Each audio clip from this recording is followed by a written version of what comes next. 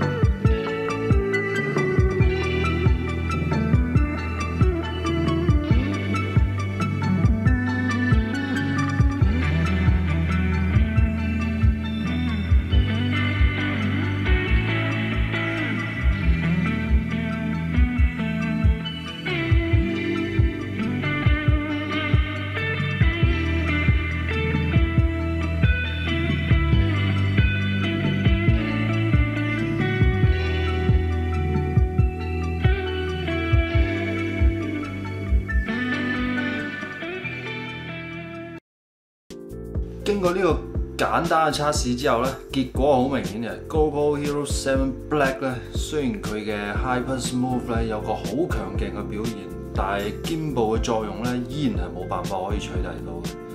畢竟嘅呢個物理嘅防手震咧係強於呢個光學防手震嘅。咁所謂工欲善其事，必先利其器啊嘛，係咪？咁我哋有個 GoPro， 再加埋支 gimbal。 就等於係一個運動拍攝嘅王者。咁今次呢個簡單嘅測試咧，就同大家拍攝到呢度。咁我哋下條片再見啦，拜拜。